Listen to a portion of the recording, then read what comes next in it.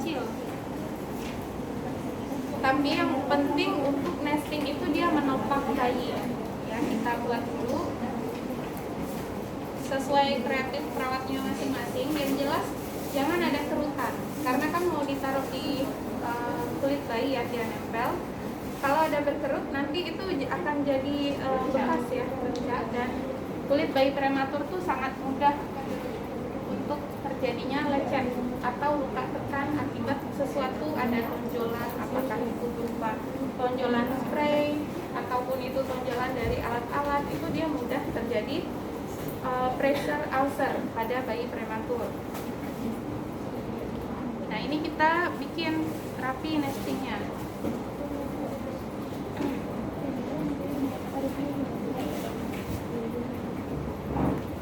Boleh mau 2 lapis, tergantung besarnya bayi juga ya. Tapi kalau ini mah nggak sampai segede itu kalau bayi prematurnya.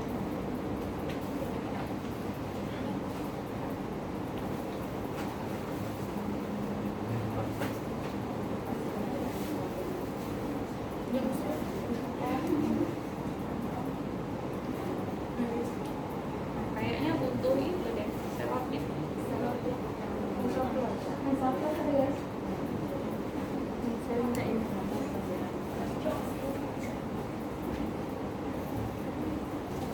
Sama itu Dewi, bedongnya juga butuh 2 lagi, coba 2 lagi, siapa spray balik.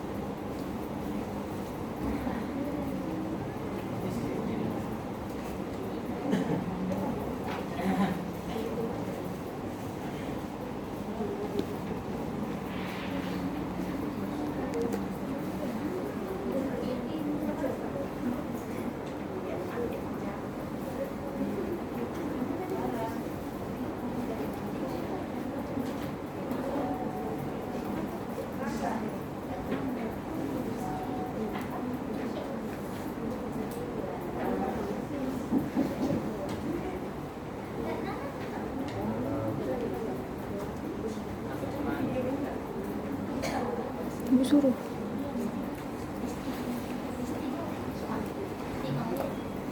Ini memang untuk di grup. Untuk di grup.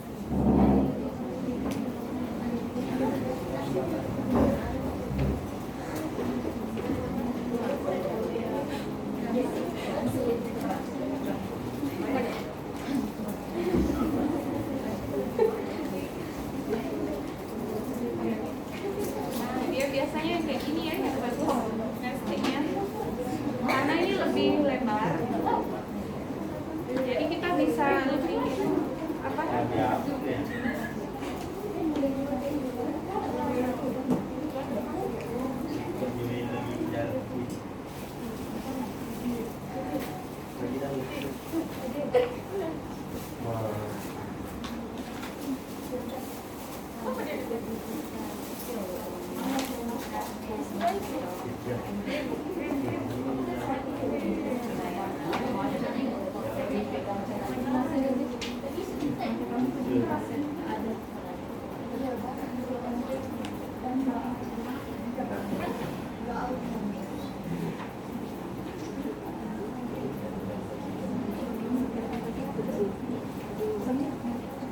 Nanti kirimnya kayak mana? Kan banyak.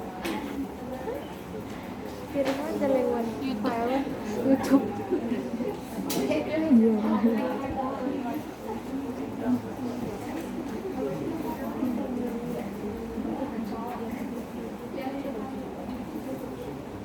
Kemudian nesting yang itu harus adekuat menyokong bayinya.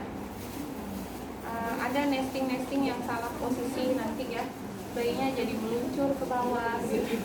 Jadi dia sarang bulannya nggak kokoh gitu. Nah, ini kita buatkan lihat ukuran bayinya.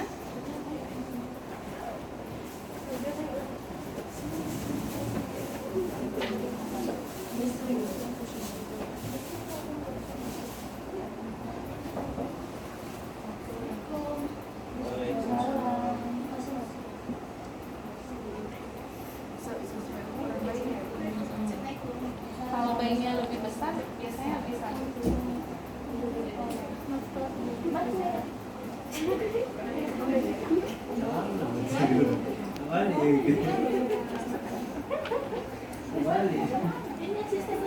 Nah, jadi ini kita kasihkan koko.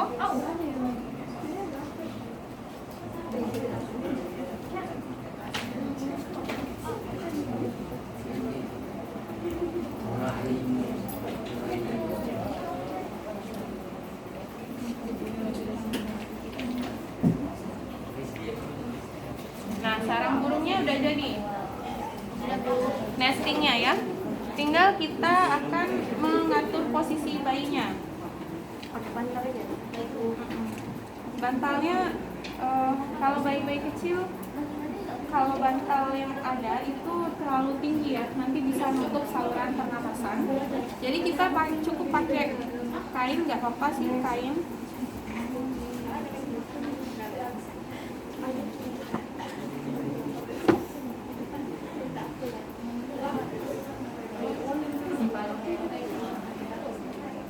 Karena kan bayinya juga kecil.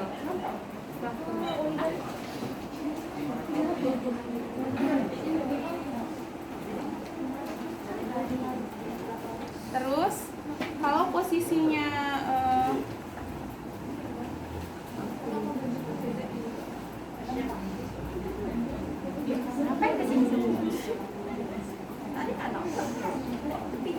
ini posisi pronasi ya.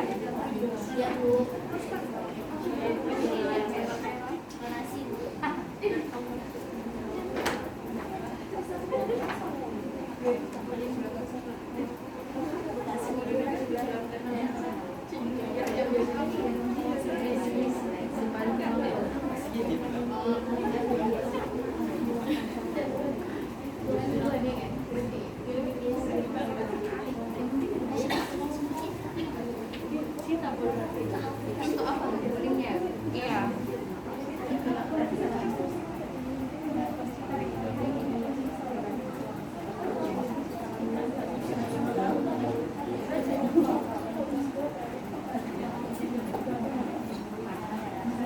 Jadi untuk mencegah saluran pernapasannya tutup.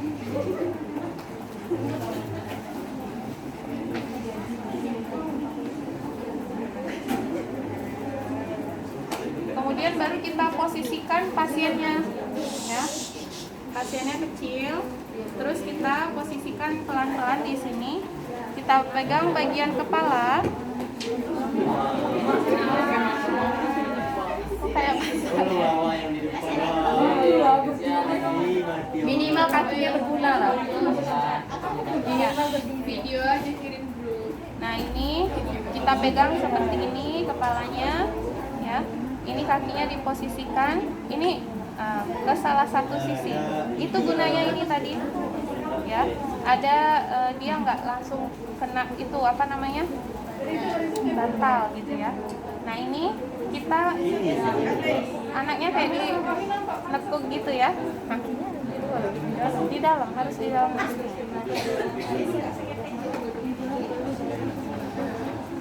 Ini karena dia apa pentem. Ini diiniin ya ke salah satu. Iya, pronasi. Dan nggak boleh dia sampai posisinya tertutup kayak gini, nggak boleh ya. Dia harus miring. Ini karena nggak bisa. Nah, miring ke salah satu sisi. Miringnya pun kita harus per 2 jam atau waktu ganti pampers lah. Tiap 3 jam misalnya ya. Karena kalau ganti pampersnya itu kelamaan, dia akan meningkatkan kejadian dermatitis kayak ruam popok ya, itu juga jadi masalah pada bayi. Nah, ini kita miringkan ke salah satu sisi. Misalnya yang pertama dia miring ke kiri, habis itu dia miring ke kanan gitu ya, bayi prematurnya. Nah, kemudian ini boleh ditambahin dengan kayak untuk menutupi. Jadi dia kayak serasa di dalam rahim.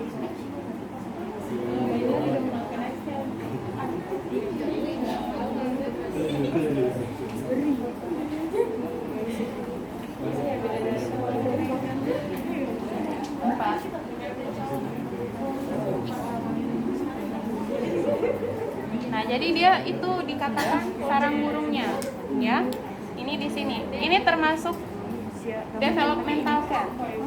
Developmental care itu perawatan untuk meningkatkan perkembangan neuromuskuler pada bayi prematur, dan itu akan bagus untuk dia ke depannya, ya. Nah, ini kita salah satu pemberian posisi itu adalah untuk meningkatkan perkembangan dari bayi prematurnya. Dengan diberikan posisi yang adekuat, nestingnya itu kokoh, seperti ini ya kepalanya. Nanti seperti itu. Jadi dia kayak tengkurap, kayak ada di dalam rahim. Itu dia akan merasa lebih nyaman. Dan hasil-hasil penelitian itu menunjukkan kalau bayi yang dipasangkan CPAP, ya, alat bantu nafas, diberikan posisi prone, itu saturasinya lebih stabil ketimbang yang diberikan posisi terlentang aja kayak gitu, yang tidak diberikan nesting. Kemudian untuk penyerapan lambung, makanan di lambungnya itu akan lebih cepat. Ya, sesuai dengan yang ada di artikel itu, ada indikasi-indikasi untuk masing-masing posisi. Kecuali yang nggak boleh kalau misalnya dengan diberikan posisi pronasi ada bayi yang kena neck gitu ya, necrotizing enterocolitis, perutnya gembung, kita kasih posisi itu dia jadi tidak nyaman, maka kita tidak boleh memberikan posisi tersebut. Atau ada juga kasus bayi yang trombositopeni, sel trombositnya turun, terus diberikan posisi ini, terjadi penekanan pada abdomen sama di toraks, itu dia jadi trombositnya jadi kayak peteki. Nah, itu nggak boleh juga diberikan posisi seperti ini, ya. Jadi kita berikan lihat bagaimana respon pasien. Setidaknya kita lihat parameter fisiologisnya, yaitu saturasi, HR-nya, RR-nya, kemudian dari segi suhunya itu biasanya akan stabil. Nah, ini adalah posisi pronasi, ya. Kemudian kita akan lanjut ke posisi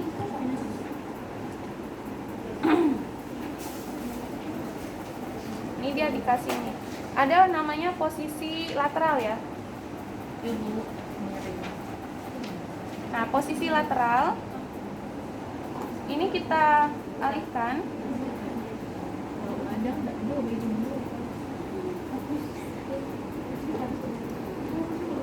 Jadi nanti ini kita taruh bayinya di sini. Terus ada kayak dia meluk bantal guling gitu ya.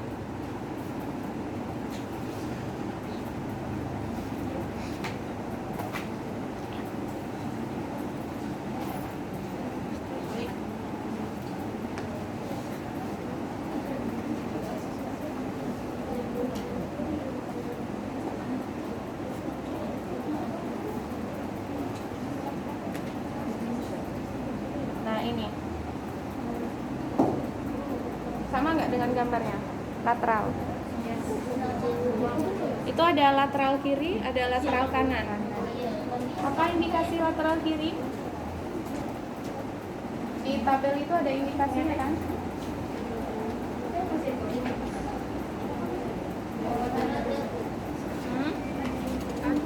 Apa?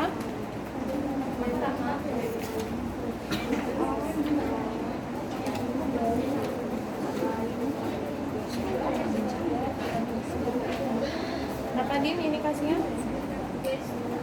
Gastrecom di dalam oh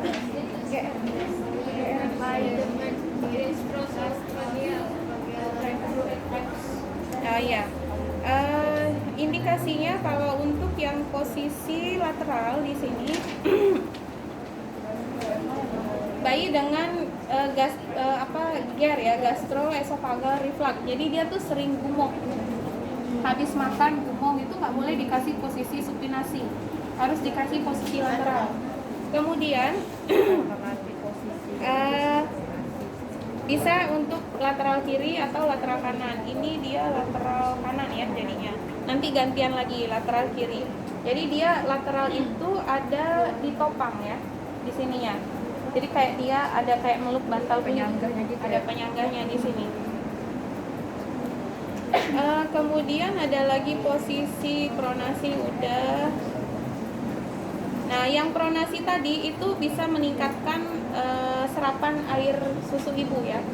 Jadi kalau dari hasil penelitian diberi pasien posisi supinasi, diberikan pasien posisi pronasi, residu lambungnya tuh lebih sedikit yang pronasi. Artinya kalau residu lambungnya sedikit berarti tingkat penyerapannya akan tinggi. Berat badan bayinya akan lebih cepat naik gitu, ya.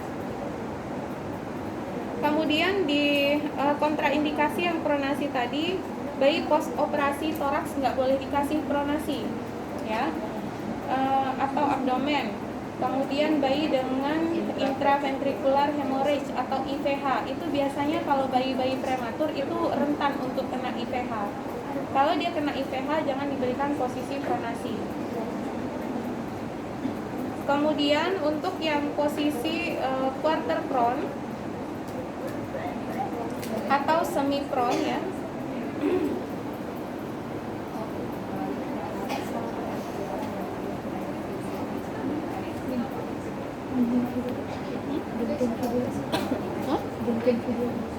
Nanti kirim ya? Iya, nanti aku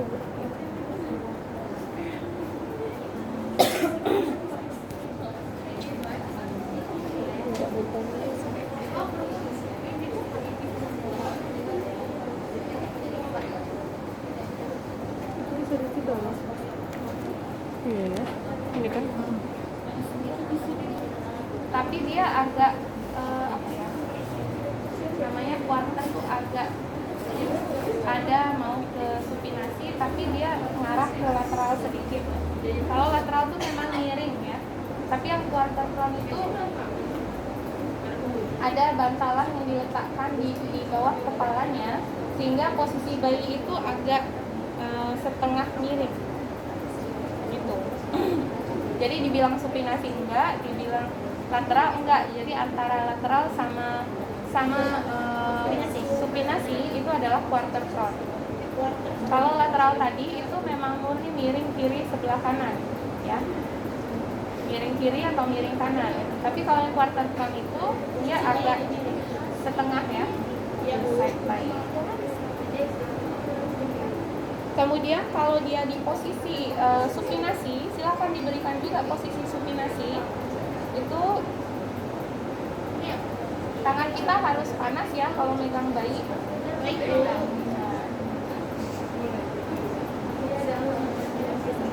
Biasanya bednya itu agak ditinggikan supaya mencegah dia terjadi reflux tadi.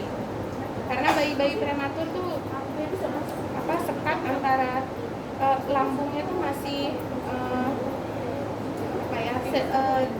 sedikit ya, belum terlalu tinggi kalau sehingga isi lambungnya itu mudah naik ke atas esofagus dan terjadilah yang kita sering bilang tuh gumoh ya. Tapi kalau dia gumoh nanti takutnya jadi aspirasi. Makanya kita berikan posisi kalau habis makan itu miring kiri atau miring kanan atau pronasi. Jangan langsung supinasi. Apalagi bednya itu nggak ditinggiin kepalanya. Nanti dia gumoh masuk lagi ke dalam saluran nafas, kehirup sama dia, lama-lama dia bisa kena pneumonia gitu. Jadi itu untuk macam-macam posisi pada bayi prematur. Nah, di artikel itu kan udah dijelaskan ya bagaimana cara membuat nesting pada bayi. Kemudian ada juga kalau nestingnya itu nggak adekuat ini kayak bayinya besar, nestingnya kecil kayak bayi ini dia besar ya, nestingnya imut-imut, nah itu nggak menopang jadinya. Dengan nesting yang ukuran bayi ini udah pas nestingnya ya, sesuai. Tapi coba kita lihat kalau bayinya kegedean gede banget.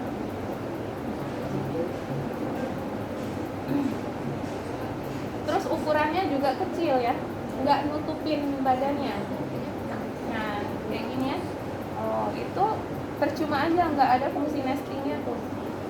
Kalau seperti ini, berarti dia harus yang lebih besar lagi. Tapi lihat dulu berat badannya masih kurang dari 2.500 atau enggak. Karena yang butuh nesting ini bayi BBLR sama bayi prematur. Ada pertanyaan sampai di sini? Silahkan dipraktekkan, siapa yang mau praktekkan? Selesaiin ya.